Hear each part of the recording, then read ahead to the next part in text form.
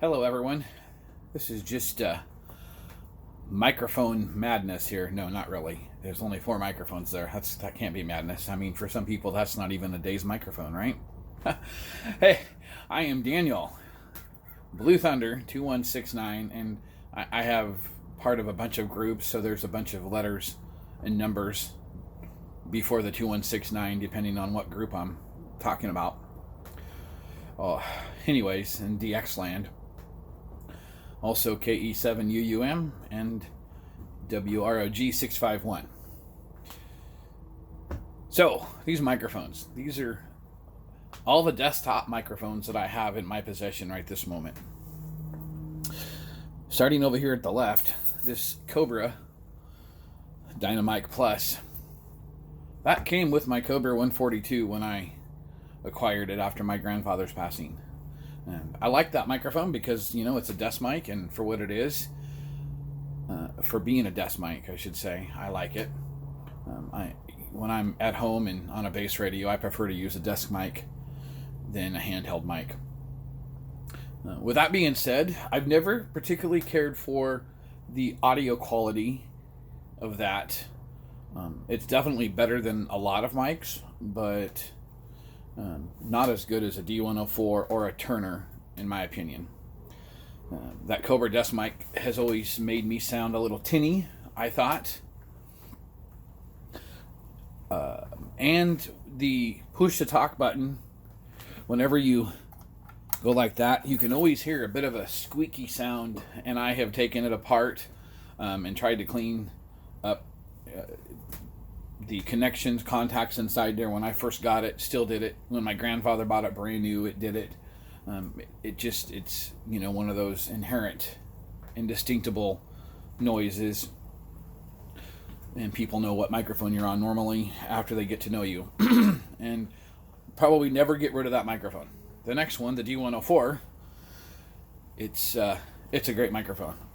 I actually, as far as audio quality and how my voice sounds naturally, on any radio that I've ever used that particular D104 on, I've always thought that made my voice sound the most natural. And I have now owned that one for about 12 years. And it's only technically been on a couple radios, but my dad has owned it since 1984 or somewhere thereabout. He had it originally on his unit in Washington.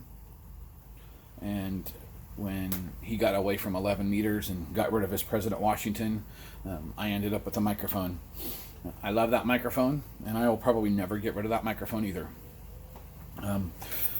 Sadly, on both these microphones, actually on all 4 of these microphones so far, actually, let me back up again. No, I'm on these 2, the Cobra microphone and the D104. Sorry about that.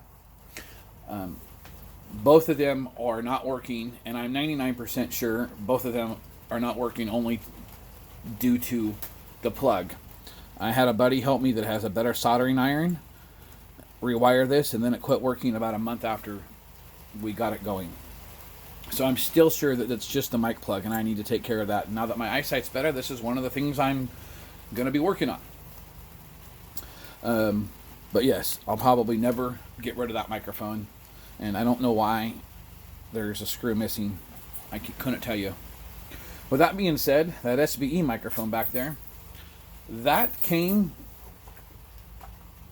from somebody that I also had a 2-meter radio. I think it was an old Yaesu it was wired to. I don't remember though. And that radio didn't work. I couldn't even get it to come on. I no longer have that radio, but I kept the microphone. There's absolutely no plug on that microphone whatsoever. I let my son try to see if he could get it to work on a 4-pin Cobra / Uniden, and he wasn't successful. I think that was probably because we didn't have the wiring code at the time. I don't know anything more about that microphone. This Turner Plus 3. And all the other Turners in my life, I think that my audio quality sounds more natural coming from a D104 than it does a Turner. It's just, that's been my experience so far in life. Had to push a pause button for a for a couple minutes there. So I think I already said this, but particularly this turner, I haven't had a lot of experience with because it came with the Cobra 2000 5-pin. I'm saying it's wired for a 5-pin, and anybody that knows anything about Cobra 2000s knows their 5-pin plug on them. With that being said, when you push the PTT, I shouldn't say push the PTT because it's push to talk, so I don't know. It seems like repetitive when you say stuff like that. On a side note, like when somebody says DC Comics, well, Detective Comics. Anyways, that's a whole another thing with me. But on the 2000, when you push it to talk, you would get like talkback. And no, there is no talkback on a 2000. No other microphone does it. And it also does it on my 142, which is a 5-pin. And so it has something to do with the way that some of the turners are wired. And a Facebook friend of mine, Tin Man, he's actually done some videos about turner mics, and I plan on diving into that someday really soon here. But I would like to get a hold of a good soldering iron, not just a soldering gun, to be doing some microphones, especially plugs. With that being said, I really couldn't get a good test of how I sounded on that. So I'm I'm still not 100% sure if I'm going to like that better than the D104, but considering I've owned other turners, I've earned a handful of turner microphones, handhelds and desk turner microphones in my life. My suspicion is going to be that I'm going to still prefer audio quality wise the D104. Nothing against Turner. I think in my book, the Turner is a definite second choice.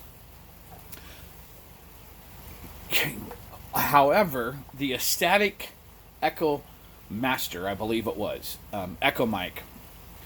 Hang on, I gotta pause again. Sorry about that. I'm on the back porch right outside the back door, and so the Turner microphone, I've got nothing against them. In fact, what my ultimate goal probably is to do is I want to get the D104 back working and use it, and it'll be on my 142. The Turner is either going to go to my 2000, which my son and I share, not the microphone, just a 2000 do we share, or I will sell it. I don't know yet. Due to the issues with some of the Turners and the relays, I believe it is in here, and wiring these for a 5-pin, I have considered wiring this for a 4-pin and using an adapter. However, before I mess with the wiring on this, since it does work, and when I use it on PA, on both the radios that have 5-pin, it seems to work fine. So I'm going to dive into that.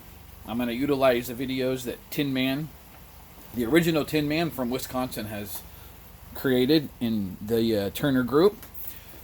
By the way, people, I'll plug the group. Check it out. It's a great group. A lot of knowledge in there.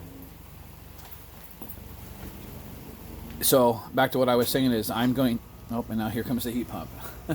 I'm going to go through there and take it apart on the inside, and I don't know if there's a way to tighten that up. So Tin Man, if you're watching this, please let me know. I'm guessing that's just a sticker on the back that I could pull off, but I'm not... I really wasn't wanting to yet, but if that's how to tighten that up, then that's probably what I'll do. Anyways, with all that being said, these are my microphones. It's a good chance, however, I am going to be putting a plug on this, maybe a 4-pin. The feet have been taken off, that was that way when I got it. And so I might be getting rid of that. I don't even know what that would be worth. And so if this is on the 2000, this is on my 142, and I'll have this as a backup. Okay, folks, thanks for watching the video. I hope you all having a blessed day, and 7 threes.